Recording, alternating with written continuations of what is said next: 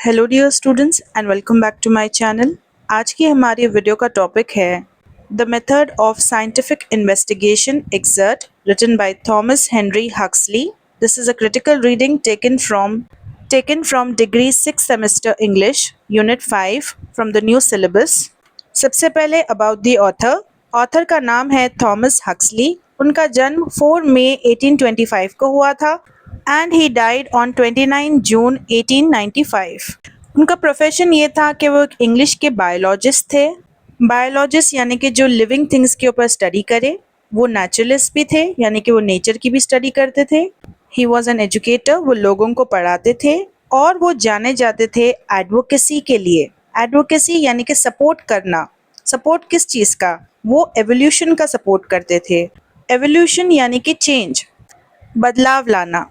इस लेसन के कुछ थीम्स हैं जैसे कि एवोल्यूशन यानी कि चेंज, ह्यूमन ओरिजिन्स यानी कि ह्यूमन डेवलपमेंट के बारे में, साइंस वर्सेस रिलीजन के बारे में और साइंस एजुकेशन के बारे में। That is the study of nature and how things work. Then legacy. Legacy means something great that you have done that people remember.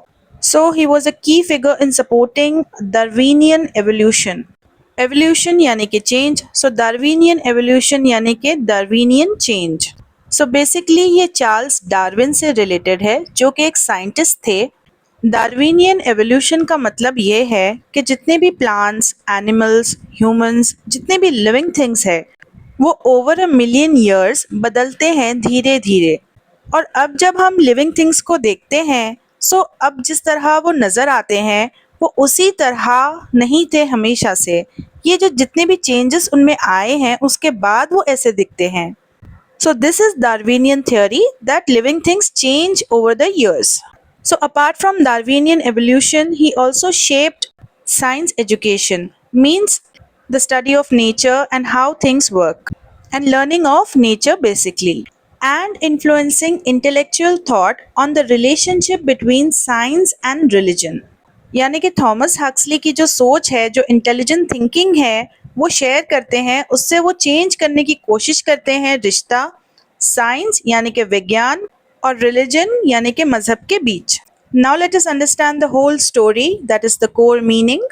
Thomas Henry Huxley explains that scientific thinking is not as complicated as most people believe. His main message is that everyone uses scientific methods in their daily lives, even if they do not realize it. तो Thomas Henry Huxley explain करते हैं कि किस तरह जो scientific thinking है यानी कि साइंटिफिक सोच है वो उतनी ज़्यादा कॉम्प्लिकेटेड यानी कि मुश्किल नहीं होती जितना लोग मानते हैं। थॉमस हेक्सली का मेन मैसेज यही है कि एवरीवन यूजेस, हर कोई यूज़ करता है साइंटिफिक मेथड्स को, साइंटिफिक तरीक़ों को अपनी डेली लाइफ में, चाहे आप सबको इस बात का एहसास हो या ना हो। He makes this point by comparing everyday workers like bakers and butchers with scientists like chemists. While a chemist might use more precise tools and measurements, the basic way of thinking is the same. It is like comparing a butcher's regular scale to a chemist's precise balance. The principle is the same, just used at different levels of precision. तो Thomas Huxley point out करते हैं और compare करते हैं daily जो workers होते हैं जैसे कि बेकर्स जो कि केक बेक करते हैं और बचर्स जो कि गोश्त को काटते हैं और बेचते हैं, they sell meat. So bakers and butchers के जैसे डेली वर्कर्स को साइंटिस्ट के साथ कंपेयर किया जाता है जैसे कि केमिस्ट। अब केमिस्ट के दो मीनिंग्स होते हैं, एक साइंटिफिक मीनिंग होता है, एक केमिस्ट लैब में जाकर केमिकल्स को मिक्स करके मेडिसिन बनाता है, वो बेसिकली एक साइंटिस्ट होता है। या फिर कुछ देशों में एक केमिस्ट वो भी होता है जो कि मेडिकल शॉप पर मेडिसिन बेचता है। सो एक केमिस्ट जो है वो प्रेसाइज टूल्स यूज़ करता है और मेजरमेंट्स भी प्रेसाइज यानी कि exact tools and exact measurements, लेकिन जो बेसिक तरीका होता है सोचने का वो सेम होता है।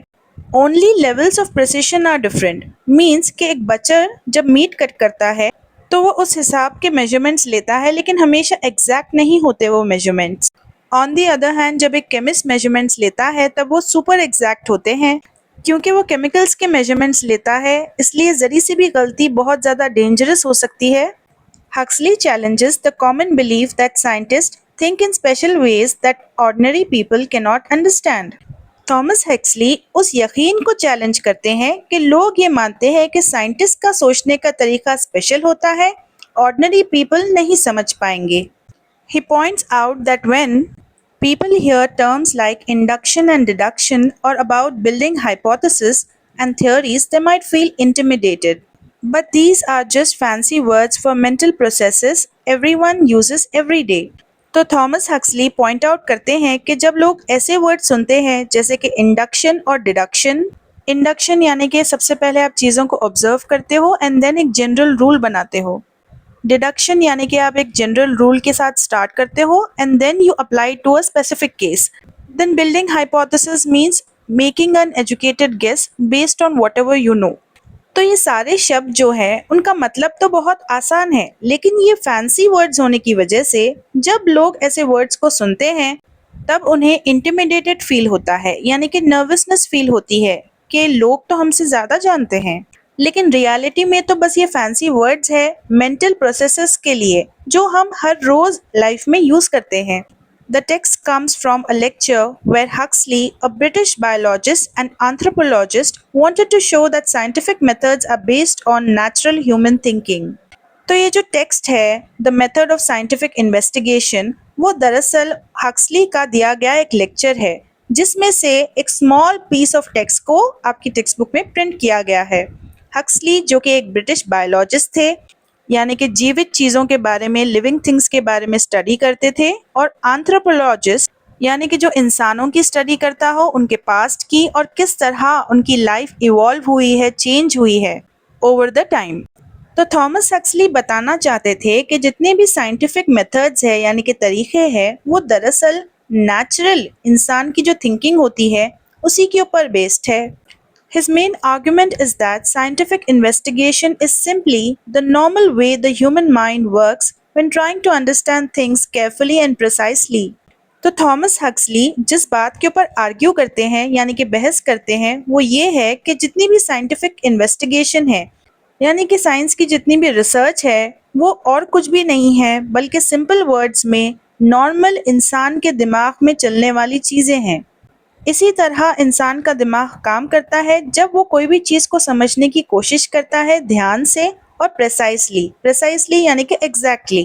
The key point is that there is no real difference between how scientists think and how ordinary people think. The only difference is in how precise and exact the methods are. तो main point यही है कि कोई असली फ़र्क नहीं है उस तरीके में जो साइंटिस्ट सोचते हैं और उस तरीके में जिस तरह आम इंसान सोचते हैं। डिफरेंस सिर्फ मेथड्स का होता है कि किस तरह एग्जैक्ट मेथड्स यूज़ किए जाते हैं। Huxley wants people to understand that they should not be scared by scientific terms or think scientific thinking requires special training. Instead, he emphasizes that everyone has the capacity for scientific thinking and uses these methods in their everyday lives, even if they do not call it science. तो Thomas Huxley चाहते हैं कि लोग समझें और बिल्कुल भी ना डरें ऐसे वर्ड से जो साइंटिफिक टर्म्स हो, या फिर ये सोचे कि साइंटिफिक सोच रखने के लिए किसी भी स्पेशल ट्रेनिंग की ज़रूरत है।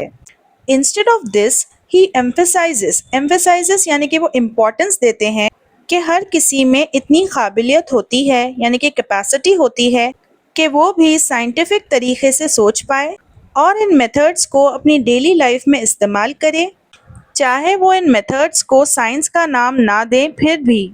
I hope you understood this critical reading lesson, students, and yes, the most easiest summary I'm going to upload and I'm going to pin it down in the comment section. So don't forget to hit the bell icon so that you get notified with the next most important video on degree 6th and 4th semester.